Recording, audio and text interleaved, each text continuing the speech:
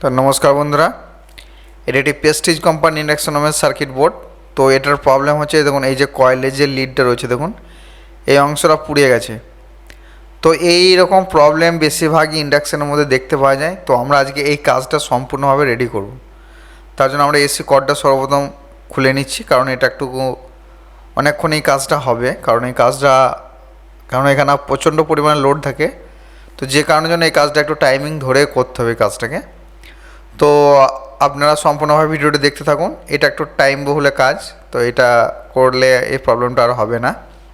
তো সর্বপ্রথম এই যে কয়েলের যে এটা পিন যেটা রয়েছে, দেখুন এই যে এই পিনটা আমরা সর্বপ্রথম এখান থেকে, মানে এই যে তারটা যেটা রয়েছে এখান থেকে আমরা সর্বপ্রথম খুলে নেব। তো এটা এখানে যে কারণের জন্য লুজ হওয়ার জন্য এই প্রবলেমটা দেখা দেয়। তো দেখুন এই যে পিনটা যেটা রয়েছে, দেখুন এই যে পিনটা এটার মধ্যে এখানে লুজ হচ্ছে, যে কারণের জন্য এটা কিন্তু পুড়ে গেছে। তো যাতে এই লুজটা যাতে না হয় তার জন্য আমরা কি করব, একটা প্লাসের সাহায্যে এটাকে হেভি একটু প্রেসার দিয়ে এটাকে জাস্ট তারটাকে একটু টাইট করে দেবো, যাতে এটা লুজ না হয়। তো এবার একটা হিটসিং টিউব দিয়ে এটাকে আমরা একটুখানি হিট দিয়ে এটাকে বসিয়ে দেবো। এটা হিটসিং টিউব আমাদের এখানে সচরাচর বলে, এটা কি অ্যাকচুয়ালিভাবে নাম সেটা আমিও জানি না। তো এটা আমরা একটু হিট দিয়ে বসিয়ে দেবো।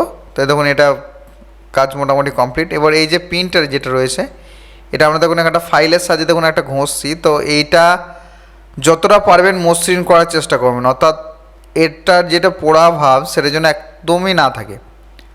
তো এটা সম্পূর্ণ ফাইলেভাবে ভালোভাবে ঘষতে হবে, যে কারণের জন্য এটা মসৃণ টাইপে করতে হবে।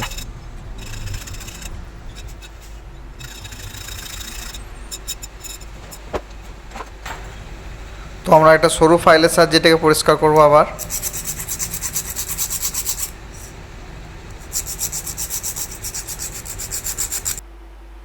এটা যতক্ষণ না ঠিকঠাকভাবে পরিষ্কার হয় ততক্ষণ আমাদেরকে এই কাজটা সম্পূর্ণ করতে হবে, কারণ এটা ফাইলের সাহায্যে এটাকে করতে হবে।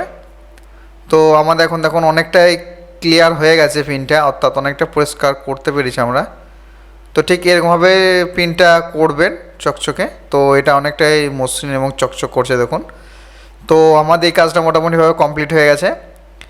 এবারে এই যে কয়েলের যে পিনটা ছিল, এই পিনটাকে আমরা ফাইলের সাহায্যে একটুখানি পরিষ্কার করবো, যাতে এই পিনটাও যাতে পরিষ্কার থাকে, যত নেক্সট বার জন্য এখানের মধ্যে কোনো রকম ফায়ারিং বা কোনো রকম লুজ কানেক্টেড যাতে না হয়, সেই জন্য আমরা এই পিনটাকেও আমরা ভালোভাবে মসৃণ করে নেব। এবারে এটা প্লাসের সাহায্যে আমরা এটাকে একটু সোজা করে নেবো। অনেক সময় এটা বাঁকা হয়ে যায়, তো যে কারণের জন্য আমরা এটাকে একটুখানি সোজা করে নেবো, কারণ এটার টেম্পারটা অনেকটা কমে যায় গরম হয়ে যাওয়ার কারণে। তো আমাদের এটা এখন কমপ্লিট হয়ে গেছে। এবার এই যে সার্কিট বোর্ডটা যেটা রয়েছে, দেখুন এখানে একটা এই যে পুরাতন যে সোল্ডারটা ছিল এটা আমরা সার্কিট বোর্ড থেকে রিমুভ করে নেবো। এখানে কিন্তু অবশ্যই একটুকু ওয়াটেজ বেশি আয়রন ইউজ করবেন। তো আমার এটা 60 ওয়াটের একটা আয়রন। তো এবার একটা ছুরির সাহায্যে আমাদের এই যে সার্কিট বোর্ডটা যে বাকি যে অংশটা রয়েছে, দেখুন এটা আমরা একটুখানি এটার মধ্যে একটুখানি এই যে যেটা ব্লু স্কিন যেটা দেওয়া থাকে এটাকে আমরা তুলে নেব, যাতে আমাদের সোল্ডার করতে সুবিধা হয়। তো আমাদের দেখুন এই অংশটা আমরা অনেকটা তুলে দিয়েছি। তো এবারে দেখুন এই দুটো একটা তামার পিন নিয়েছি আমরা, ঠিক এল টাইপে এটা আমরা করে রেখেছি। তো জাস্ট এটাকে আমরা এইভাবে বসাবো এখানে, যাতে সোল্ডার করা সুবিধা হয়। যেহেতু সার্কিট বোর্ডটা পুড়ে গেছে, তো আমাদের এইভাবে ঠিক জাস্ট বসিয়ে ওই জায়গাটাকে একটুখানি মজবুত করতে হবে, যাতে এটা শক্ত হয়। তো এবার এই যে পিনটা, যে পুরাতন যে পিনটা ছিল ওটাকে আমরা এখানের মধ্যে জাস্ট যেভাবে এটার মধ্যে বসানো থাকে ঠিক সেইভাবেই আমরা এটাকে বসিয়ে রাখবো। এবারে বসানোর পর এখানে দেখুন এই যে এল যে পিনটা রয়েছে, আমরা এখানে হালকাভাবে এটা বসিয়ে আমরা এটা এখানে সোল্ডার করব। এটা সোল্ডার করে দেবো। সোল্ডার করে দেওয়ার পর আমরা যতটুকু লিডের অংশ প্রয়োজন ততটুকু অংশ রেখে দেবো, বাদ বাকিটা এটা কাটারের সাহায্যে আমরা এটাকে কেটে দিচ্ছি। তো এবার আমরা একটা আয়রনের সাহায্যে এটাকে সোল্ডার করাবো, যাতে এই পিনটা যাতে না সরে যায়। তো এটা নড়াচড়া যাতে না হয় তার জন্য আমরা এটাকে একটুখানি সোল্ডার করে দেবো। এবং এই যে পিনটা আছে ওটাকেও আমরা একটা জাস্ট এই পিনটার সঙ্গে ধরিয়ে দিলাম, যাতে এটা নিচের দিকে অংশ ছেড়ে না পড়ে যায়। তো যে কারণের জন্য আমরা এটাকে সোল্ডার করে নেবো। এবার পরের যে পিনটা রয়েছে দেখুন এটাকেও আমরা ঠিক এখানে অ্যাটাচ করে নেবো সোল্ডার করার জন্য।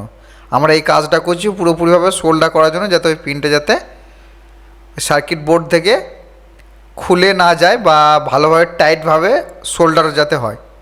তো এবার আমরা একটা ওয়াটেজ বেশি, দেখুন এটা হচ্ছে 60 ওয়াটের একটা আয়রন, এটা 60 ওয়াটে ইউজ করছি, কারণ এটা শোল্ডারটা যাতে খুব ভালোভাবে শোল্ডারটা করা যায়। তো যে কারণের জন্য আমরা একটু ওয়াটেজ বেশি আয়রন ইউজ করছি। এটা অবশ্যই আপনার ওয়াটেজ বেশি আয়রন ইউজ করবেন। তো দেখুন এখন মোটামুটিভাবে আমাদের শোল্ডারটা কমপ্লিট হয়ে গেছে এবং অনেকটাই দেখুন মজবুত হয়েছে, জায়গাটা দেখেই বুঝতে পারবেন অনেকটা মজবুত হয়েছে। তো এবার দেখুন আর নড়ছে না। তো জাস্ট আমরা এটাকে শোল্ডার করা হয়ে গেছে, এবার আমরা একটুখানি পরিষ্কার করে নেব। তো আমাদের দেখুন এটা পরিষ্কারও হয়ে গেছে। এবার এখানে আমরা স্ক্রুটা টাইট করব। তো এখানে যে স্ক্রুটা, যেটা পুরাতন যে স্ক্রুটা ছিল সেটা আপনাদেরকে দেখায়। এই দেখুন এই অংশটা এটা পুড়ে গেছে, এটাকে চেঞ্জ করে আমরা নতুন একটা স্ক্রু এখানে ইউজ করব। তো স্ক্রুটা অবশ্য পুরাতন বোর্ড থেকে পেয়ে যাবেন। তো এই দেখুন এটা হচ্ছে আমাদের একটা নতুন একটা স্ক্রু, এটা পুরাতন বোর্ড থেকে আমি কালেক্ট করে রেখেছি।